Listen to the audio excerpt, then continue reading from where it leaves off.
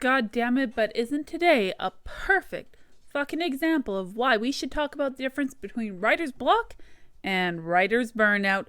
So here we go, guys. Not even a clever introduction today. Welcome to Not Safe for Words. I'm your host, Crystal L. Kirkham, multi-genre author, editor, and cover designer. I'm here to give you insight into the world of publishing and to help you avoid the mistakes that others have made. So stick around, you're in for one hell of a ride where I don't curb the curses.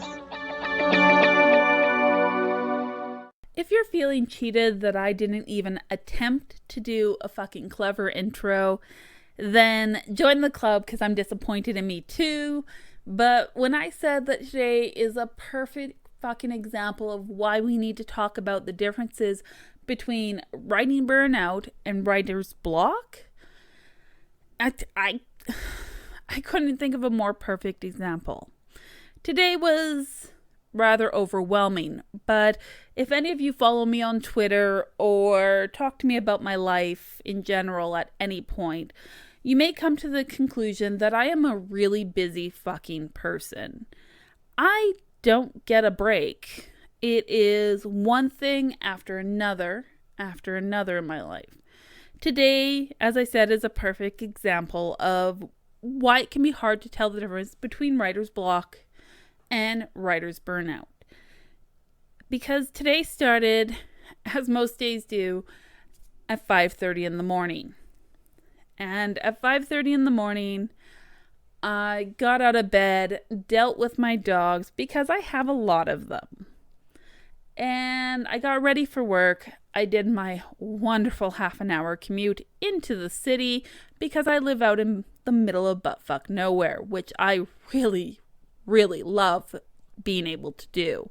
It's such a privilege to live where it's actually quiet. But it does mean I have this long commute into the city to go to my daily job that actually supports the fact that I want to be a writer and a publisher. Not wanna be. Fuck. Who am I kidding? I am a writer. I am a publisher. I am a podcaster. But it also takes a huge chunk of time out of every single day because right now we're in the midst of busy season. So not only do I commute in half an hour to the city, I worked over 11 hours today and took only 2 15-minute paid breaks. Yes, I'm entitled to more, but I chose to work through those breaks to get paid for them so that I don't have to stay at work till 9 o'clock at night to try and get absolutely life-saving essential work done in my day job. So over 11 hours goes by. I wrote 1,000 words on my 2 15-minute breaks because I'm doing NaNoWriMo like the masochist I am. Yet again, even though I knew I was technically too busy this month to do it. Well, of course, after that, I picked myself up a fast food burger for dinner. Not burger, fries, and a drink. No, just a burger. Drive my half an hour home, take care of my dogs, make sure they're fed, fix the gate that they decided to break this morning, shortly after I had left for work. And then when I got up the energy, I climbed the stairs to my room and to my itty bitty office space where I record all my podcasts with my dogs, and 99% of the time I am deleting and re-recording things simply because of barking. And it is 9 o'clock at night. If that sounds like it's a bit of an insane schedule, I'm not even done yet. After I'm finished recording this, I still have more words to write. NaNoWriMo is 1,667 words a day. But if I want to make my goal this month, I have to write more than that. Because not only am I doing NaNoWriMo this month, I also am losing an entire week to travel that I have no choice about. So when we're talking about burnout, and writer's burnout in particular, it isn't always just because you're writing too much or you're doing too much writing related activities. Burnout can be caused by overdoing it almost anywhere in your life. It doesn't have to be just because you're writing too much. Although that is definitely something that has happened to me before. When I had time to write, I had days where I would write 6, 7, 10, 12,000 word days. I never quite hit 15,000, though I did try. But every time I wrote that much in one day, the very next day I found myself mentally exhausted from being able to write much more than maybe 1,000 words, sometimes only a few hundred. That is a very, very clear and definite sign of writer's burnout. Although I wanted to write, the well was empty. I couldn't even think of where the story could go. I just sort of stared at this blank page going, I want to write, or maybe it was just, I need to write because it's NaNoWriMo and this is what I do to myself every year since 2008. But nothing. No words. And then there are times where I'm like, this is a fight scene and I really want to write this fight scene, but I don't know how to write it. Like, how the fuck do I write this fight scene? And so I'll just do the exact same thing I do for writer's burnout, which is stare at a blank page with very little happening and maybe force a word out here or there and pretty much believe that they are the most absolute craptastic words that I have ever written in my entire life. Spoiler alert, they were not the most craptastic words ever. I have written far more craptastic words than I have ever done than when I'm trying to push through writer's block. But those are very different causes with the exact same end effect in that I'm not writing. I am not putting those words on the page like I want to be doing. And sometimes it's just really hard to tell the difference. And what writer's block is the want to write, the knowing what you want to write, but finding it very difficult to get those words out and onto the page. And that can come from a lot of different sources. But writer's burnout always comes from the fact that you have drained your well. And if you're a spoonie like me, sometimes draining that well doesn't take a whole fucking lot to do. But no matter what, it is a very distinct difference with very different ways of handling it. I actually did a talk about this, an author's social that I hold every Thursday night on Twitter, under the same name, Not Safe for Words. And we talked about writer's burnout because it's not a topic that I find a lot of people are actually talking about. And just like writer's block, it is a very important thing to understand and to know about as you're getting into trying to be or actually being a writer. Because let's be fucking honest, if you write, you're a writer. End of story. You want to create stories of any length whatsoever. You want to put those creative words on the page. You're a writer. You want to write nonfiction and you're writing nonfiction articles. You're still a writer. Don't ever let anybody tell you otherwise. But if you're a writer and nobody has talked to you about these things, you still need to know, because at some point in your life, you will experience one or the other, or in my case, both at the same time. So when I talk to you about how busy my life is, it is because I am always on the verge of writer's burnout. And I am often struggling with writer's block. Especially because I tend to pants a lot of my novels, which means I kind of know where I want to go, but I don't always have a clue of how I'm going to get there. So I guess that leaves the big question of, how do you deal with writer's block? How do you deal with writer's burnout? And how do you deal with a combination of both of them? Well, first of all, just remember, writer's block means you want to write. You know where you want to take your story. You have a good idea of what you want to do. You just don't know how to get those words on the page, or you just can't figure out how to get the story to get from where you are to where you need to be, no matter how good your outline is. And in that case, there's a few things you can do. One of the biggest things with writer's block that I find is keep your brain engaged, keep your brain working. So switch to another creative project, something that really inspires you and gives you the passion to want to put those words on the page. I don't recommend going to another novel unless you really like to jump around a lot, or if you like half-finished projects. I like to focus on short stories and flash fiction because it also helps me develop my editing prowess in that case, because it takes a lot of editing to get a really good short story or a piece of flash fiction. It also gives me something that I can submit to short story markets and try and get paid for while I'm working on my novels, and hoping that one day those things will show me a little bit of the money.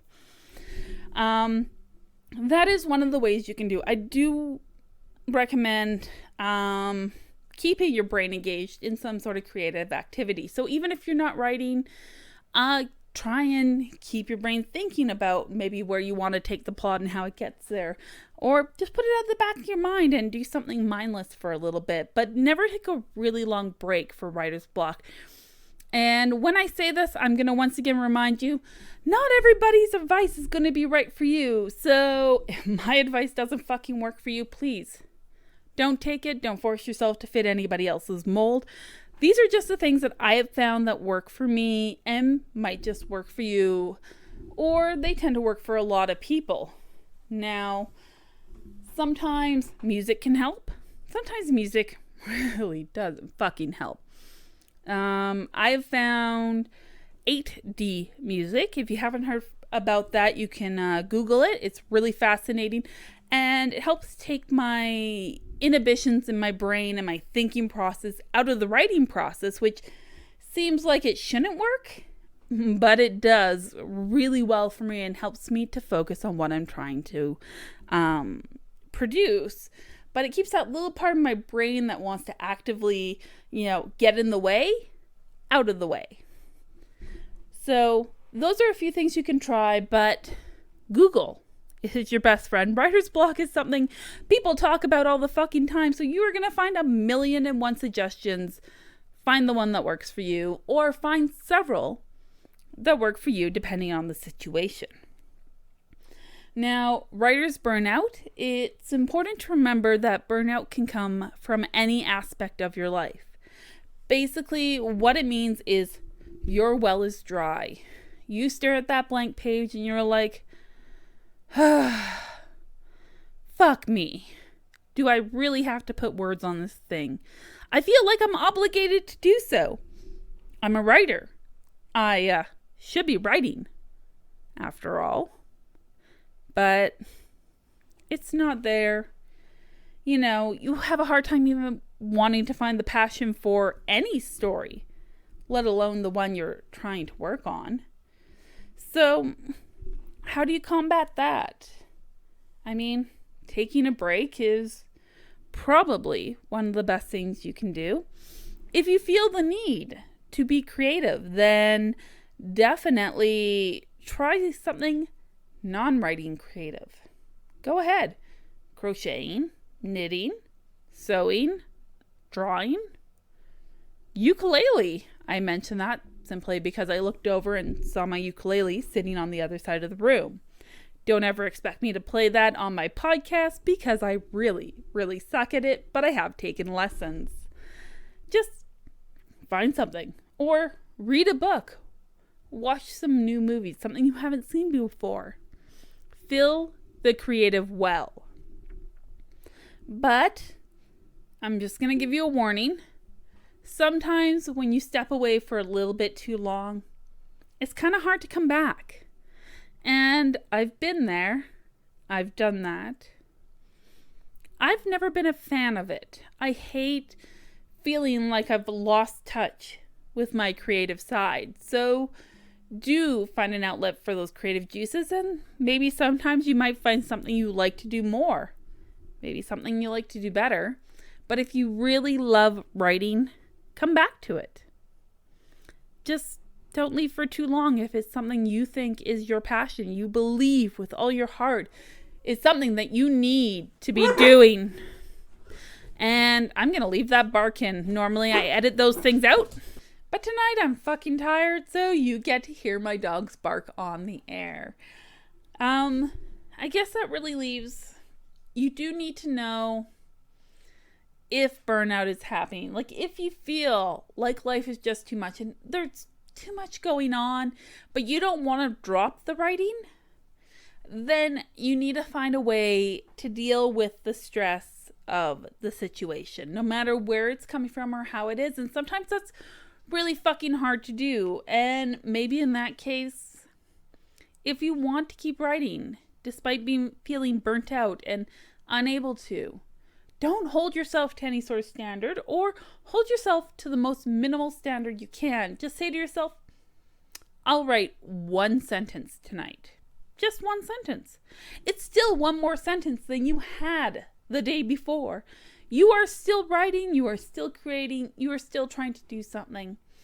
And if it's sentences too much, write a couple of words. Write something. Just talk about how bad your day was, or how much it sucked, or how exhausted you are. But it's still engaging that writing part of your brain, and in my opinion, it still fucking counts as writing. So if that's what you need to do, do it. End of story. And if you're like me and you live your life halfway between running out of steam and wondering where your creative abilities went, then I recommend doing a little bit of both. Some nights you're going to take a break, and some nights you're just going to put a couple of words down. Sometimes you're going to find a way to make yourself focus. I can't remember if I mentioned it yet or not, but lately, I did mention it, 8D music. This is how tired I am, guys. I can't even remember what I am saying anymore. So, 8D music takes my conscious brain out of the equation so I can just write away without any worries. I do writing sprints with friends where I just try and get as many words as I can in a short amount of time, and I hope like fuck those words make sense. And sometimes I think they're horrible, but I leave them because I can edit them. I can't edit something that I haven't written, and I remind myself of that constantly. And then I write a lot of flash fiction, a lot of short stories, because those do not take a huge amount of my focus or my time. I can bang one out in an hour if I'm feeling like I really am inspired to write that day, but I don't have the focus to put it into a novel I'm working on. I do something. And of course, as I already said, some nights I just don't. I go to bed. I call it done at 9:30 p.m. just so I can get up at 5:30 a.m. again the next day and keep trying, because that's what I want to do. That's who I am. I just keep trying. But there's no shame in taking a break. There's no shame in changing your project if you find your passion incited by something else. You do what you need to do to have the writing life that you want to have. And I didn't mean to try and get serious about this. I mean, this is not safe for fucking words, right, guys? I swear, I make light of things a little bit, and I hope like hell you learned something. But for now, it's after 9 p.m. and I want to write at least another 1,000 words tonight. And I need to plan my questions for the Not Safe for Words chat that's coming up on Thursday. Not to mention, I have to get this fucking thing uploaded to both Anchor FM and to YouTube for those who need the closed captioning. So, happy writing, guys. If you have questions, if you think I've rambled on ridiculously, As always, hit me up on Twitter. You know where to find me. It's at Cannot Click in case you don't read the show notes or anything like that. And I think I already said this tonight, but who the fuck cares at this point? Happy fucking writing. This has been another episode of Not Safe for Words. I hope you found some useful advice here today. If so, don't forget to hit that subscribe button so you can join me next time for more publishing and writing insights. Thanks for listening.